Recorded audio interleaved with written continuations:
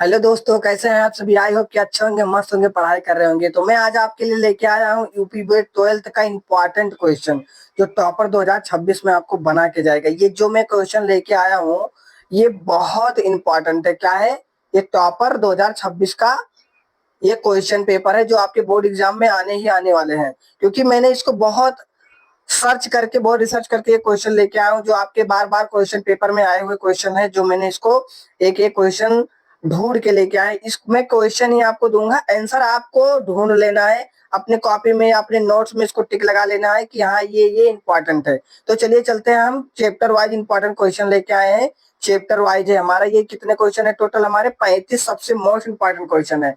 दोस्तों इसको आप इसको अच्छे से क्लियर करना, क्योंकि ये सचमुच का बहुत इंपॉर्टेंट क्वेश्चन है। ये आपके 2026 बोर्ड एग्जाम में बहुत अच्छे से फंसने वाले हैं क्वेश्चन। तो चलिए चलते हैं, हम चैप्टर वाइज क्वेश्चन लेके आए हैं, इसको आप अच्छे से सॉल्व करिए। चलिए हम देखते हैं पहला क्वेश्चन हमारा क्या कहता है। पहले चैप्टर का हमारा क्वेश्चन कह रहा है गॉस का नियम तथा इसके समतल आवेश पट्टियों पर लागू करने वाले विद्युत क्षेत्र की व्यंजक व्युत्पन्न कीजिए। ये सच में गॉस का आपको पता ही है कि कितना इंपॉर्टेंट है। आए ही आए, कोई क्वेश्चन आए ही या ना आए, लेकिन गॉस का नियम जरूर आता है। इसके जो समतल आवेश पट्टियों पर लागू करने वाले विद्युत क्षेत्र के व्यंजक हैं ये जरूर ही पूछे जाते हैं। चलिए चलते हैं, हम दूसरा क्वेश्चन देखते हैं इसी चैप्टर का। विद्युत द्विध्रुव अक्षीय बिंदु पर विद्युत क्षेत्र की तीव्रता का व्यंजक याद कीजिए। दोस्तों ये 2022 में आया हुआ क्वेश्चन है। 2022 में आया हुआ क्वेश्चन है और ये आपके 2026 में इसे कोई नहीं रोक सकता। 2026 में इसे कोई नहीं रोक सकता, ये जरूर ही आएगा। फिर चलिए चलते हैं, हम तीसरा क्वेश्चन क्या कह रहा है। देखो इसमें क्या कहता है, विद्युत जो हमारा दूसरा क्वेश्चन है, ये विद्युत द्विध्रुव अक्षीय बिंदु के विद्युत क्षेत्र की तीव्रता यानी ई आप क्या निकालना है। इसमें विद्युत क्षेत्र की तीव्रता का व्यंजक व्युत्पन्न ज्ञात करना है। अब चलिए चलते हैं, हम तीसरा क्वेश्चन क्या कह रहा है। विद्युत फ्लक्स किसे कहते हैं, इसका ऐसा ही मात्रा ज्ञात कीजिए। अब विद्युत फ्लक्स किसे कहते हैं इसको आपको अच्छे से क्लियर कर लेना है, ये ज्यादा बड़ा क्वेश्चन नहीं है। विद्युत फ्लक्स किसे कहते हैं इसका ऐसा ही मात्रक ज्ञात कर दीजिए। तो ये आपके पहले क्वेश्चन के 3 मोस्ट इंपॉर्टेंट क्वेश्चन हो गए हैं, तो इसको आपको क्लियर कर लेना है। चलिए चलते हैं हम दूसरे चैप्टर की तरफ। अब देखिए दूसरा क्वेश्चन हमारा क्या कह रहा है। दूसरा चैप्टर के चौथा क्वेश्चन हमारा क्या कह रहा है। विद्युत द्विध्रुव के कारण किसी बिंदु पर विभव का व्यंजक व्युत्पन्न ज्ञात कीजिए।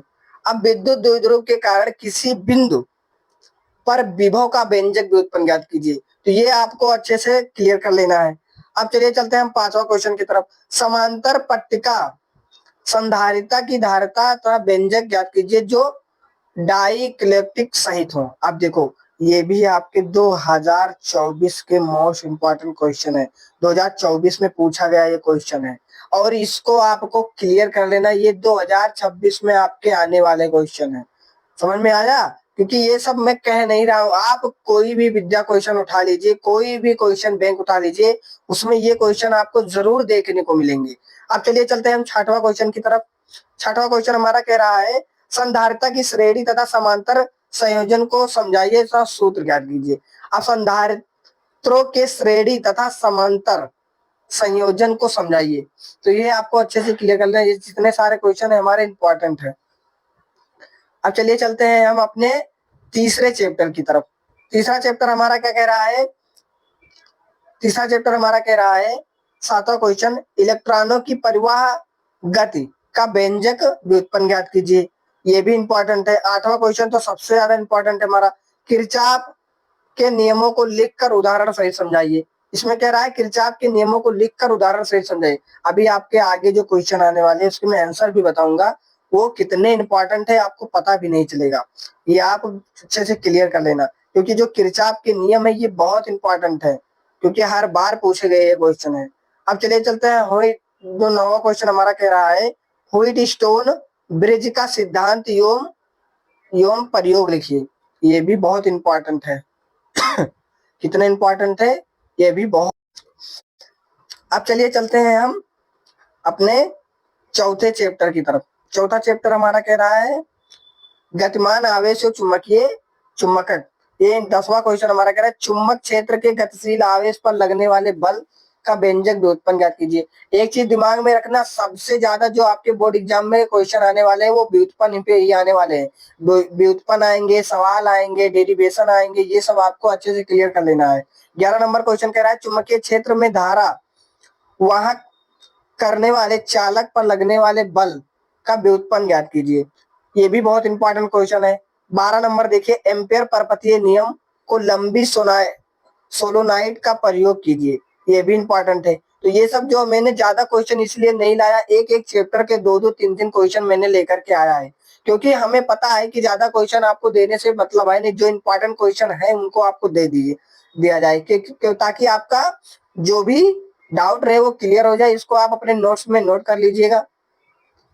5वां क्वेश्चन देखिए, 5वां क्वेश्चन कह रहा है चुंबकीय सुग्राहिता एवं पारगम्यता को परिभाषित कीजिए।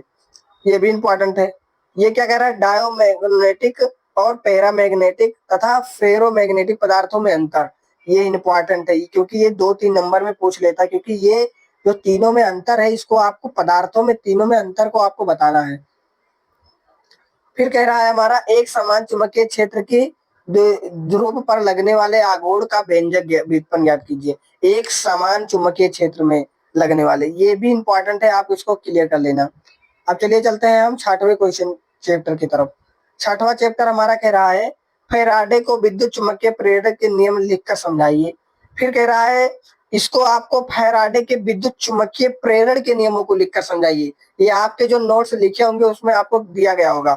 17 नंबर क्वेश्चन कह रहा है लंबी सोलेनोइडों को आत्म प्रेरण गुणांक के व्युत्पन्न ज्ञात कीजिए। देखो ये व्युत्पन्न है, यानी ये इंपॉर्टेंट है। फिर 18 नंबर क्वेश्चन कह रहा है एडी धारा में क्या अंतर, इसका उपयोग कीजिए। एडी धारा, ये भी बहुत इंपॉर्टेंट है। 7वां चैप्टर हमारा कह रहा है आरसीएल परिपथीय की प्रतिबाधा एवं धारा व्युत्पन्न का प्रयोग कीजिए। 19 नंबर क्वेश्चन, ये भी बहुत इंपॉर्टेंट है।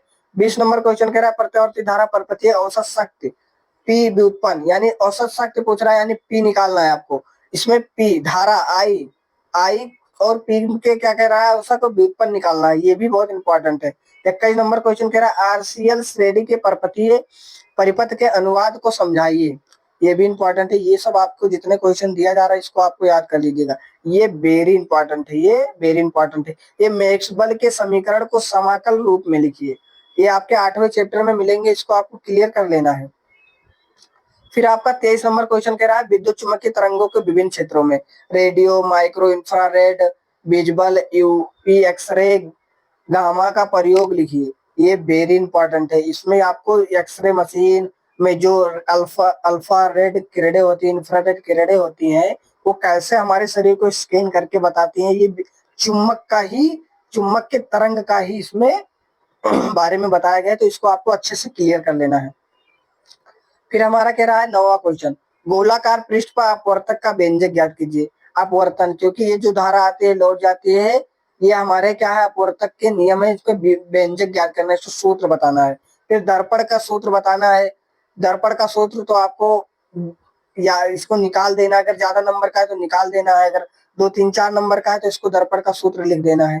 फिर कह रहा है 19 नंबर यौगिक सूक्ष्मदर्शी का प्रतिविधान समझाइए। ये भी इंपॉर्टेंट है।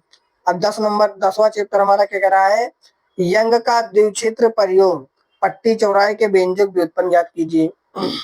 28 नंबर क्वेश्चन कह रहा है एकल छिद्र द्वारा प्रकाश विवर्तन समझाइए। ये भी बहुत इंपॉर्टेंट है। 19 नंबर क्वेश्चन कह रहा है प्रकाश का द्विध्रुव परिभाषित कीजिए तथा बिखराव द्वारा समझाइए। ये भी बहुत इंपॉर्टेंट है। अब हम चलते हैं 30 नंबर क्वेश्चन की तरफ प्रकाश विद्युत प्रवाह को समझाइए। आइंस्टीन समीकरण। आप खाना खाना भूल जाना, लेकिन इस क्वेश्चन को आप याद करना मत भूलना। ये वेरी इंपॉर्टेंट क्वेश्चन है। ये दोनों इलेक्ट्रॉन की दी ब्रॉगली तरंग दैर्घ्य तक के व्यंजक ज्ञात कीजिए। ये वेरी वेरी इंपॉर्टेंट क्वेश्चन है, इसको आपको भूलना नहीं है। इसको मैंने रिसर्च करके लेकर के आया, कोई ऐसा क्वेश्चन नहीं है। आप विद्या क्वेश्चन बैंक उठा के देख लीजिएगा, ये सारे क्वेश्चन आए हुए क्वेश्चन है। अब आते हैं हम परमाणु चैप्टर से। देखो बोर मॉडल द्वारा हाइड्रोजन परमाणु की त्रिज्या और ऊर्जा के व्यंजक ज्ञात कीजिए। ये भी इंपॉर्टेंट है। हाइड्रोजन परमाणु की वर्ग श्रृंखलाएं को समझाइए। ये वेरी इंपॉर्टेंट क्वेश्चन है, क्योंकि आपको आपको हाइड्रोजन परमाणु के बारे में बताना है, क्योंकि ये चैप्टर ये परमाणु के ये 2 ही क्वेश्चन है जो बहुत इंपॉर्टेंट होते हैं।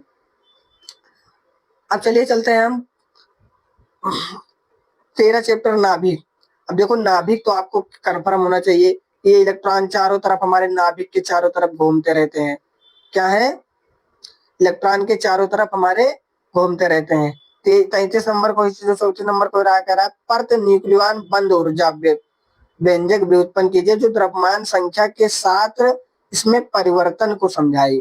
ये आपको देखना है, समझना है, क्योंकि ये आपके जो है 8 नंबर से कम नहीं आते हैं। 35 नंबर क्वेश्चन कह रहा है नाभिक विखंडन को नाभिकीय संलयन को परिभाषित में अंतर कीजिए। ये भी वेरी इंपॉर्टेंट क्वेश्चन है। तो ये जो हमारे जो 35 मोस्ट इंपॉर्टेंट क्वेश्चन है, ये आपको अच्छे से क्लियर कर लेना है, क्योंकि ये आपके बोर्ड एग्जाम में आने ही आने वाले हैं, क्योंकि इसमें कोई शक नहीं है।